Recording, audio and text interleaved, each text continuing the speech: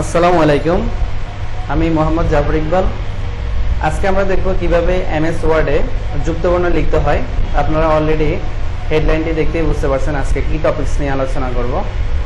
তো এমএস ওয়ার্ডের যুক্তবর্ণ আমি এখানে কিছু যুক্তবর্ণ লিখে রেখেছি। বঙ্গবন্ধু, উপস্থিতি, স্থিতি, অঞ্জন, এই ধরনের যে যুক্তবর্ণ রয়েছে কিংবা আরও ক্রিটিক্যাল যুক্তবর্ণ রয়েছে সেগুলো কিভাবে লিখতে আজকে আমরা সেই বিষয় নিয়ে আলোচনা করব।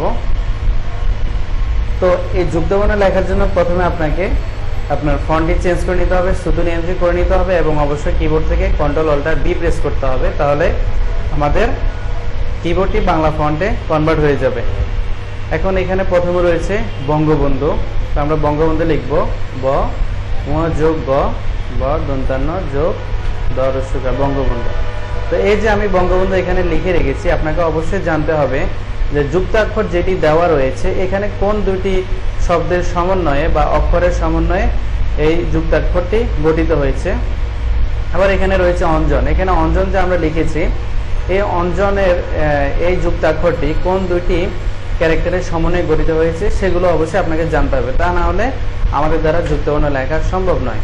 আমরা যদি এখন অঞ্জন লিখতে যাই, এটা হবে ইয় যোগ বর্গীয় জ, ইয় যোগ বর্গীয় জ দন্তান্ন অঞ্জন। এরপর এখানে রয়েছে অভিজ্ঞতা, আমরা যদি অভিজ্ঞতা লিখতে যাই তাহলে এই অভিজ্ঞতার মধ্যে রয়েছে বর্গীয় জ যোগ ইয়, বর্গীয় জ যোগ ইয়। তাহলে এখানে দুইটা জিনিস দেখতে পেলাম, এখানে প্রথমে হবে ইয় যোগ বর্গীয় জ অঞ্জনের ক্ষেত্রে, আর অভিজ্ঞতার ক্ষেত্রে প্রথমে হবে বর্গীয় জ তারপরে হচ্ছে ইয়। এখন আমি আপনাদেরকে একটি যুক্তবর্ণের সমাধান শীটে নিয়ে যাচ্ছি। এখানে আমি একটি যুক্তবর্ণের সমাধান শীট তৈরি করে রেখেছি, এটি আমার প্রতিষ্ঠানের তৈরি করা। এখানে দেখুন যে এই যে বঙ্গ আমি যে লিখেছি, এই বঙ্গের যে যুক্তাক্ষরটি রয়েছে এটি কোন দুটি অক্ষরের সমন্বয়ে গঠিত হয়েছে, উ যোগ গ, বন্ধু দন্তান্ন যোগ দ, অঞ্জু, এখানে ইয় যোগ বর্গীয় জ, আবার অভিজ্ঞতার ক্ষেত্রে বর্গীয় জ যোগ ইয়। তাহলে আপনি যদি যুক্তবর্ণ লিখতে চান অবশ্যই আপনাকে যুক্তাক্ষরটি কোন দুটি ক্যারেক্টারের সমন্বয়ে গঠিত হয়েছে সেটি অবশ্যই আপনাকে জানতে হবে, তাহলে আপনার দ্বারা অবশ্যই যুক্তবর্ণ লেখা সম্ভব হবে। এবং এখানে আমি একটি ডায়লগ দিয়েছি যে এখানে যোগ বলতে জি কে বোঝানো হয়েছে, অর্থাৎ যোগ বলতে এই যে এখানে দন্তান্ন যোগ দ দিয়েছে, যোগ মানে প্লাস আইকনটি নয়, এটি হচ্ছে আমাদের যে টাইপিং এর কিবোর্ড রয়েছে, আমাদের কিবোর্ডের যে জি ইংরেজি যে জি অক্ষরটি রয়েছে সেটিকে আমরা এখানে বুঝিয়েছি। তো আমরা আবার ডকুমেন্ট চলে যাই।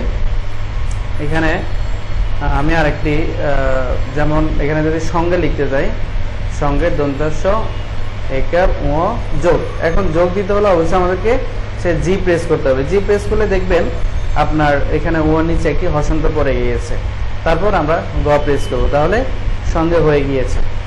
আবার এখানে আরেকটি আমি লিখব ব্যবহৃত। ব্যবহৃতটা আমরা কিভাবে লিখব, ব্যবহৃত বা হৃদয়, ব জপালা ব হ রিকার, রিকার হচ্ছে এতে, আপনার কিবোর্ডের এই প্রেস করলেই রিকার হয়ে যাবে ব্যবহৃত।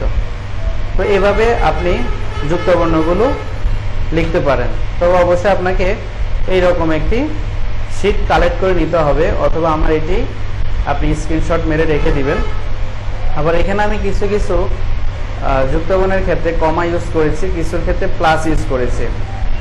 যেমন এখানে মিস্ত্রি, মিস্ত্রি দন্তস্ব যোগ ত তারপর কমা ব্যবহার করেছে, অর্থাৎ এখানে ত রফালা লিখতে আপনাকে কমা অর্থাৎ কমা দিতে হবে না আর কি, অর্থাৎ তয়ের পর রফালা দিলে সেটা মিস্ত্রিতে কনভার্টেড হয়ে যাবে, এখানে যোগ ইউজ করতে হবে না।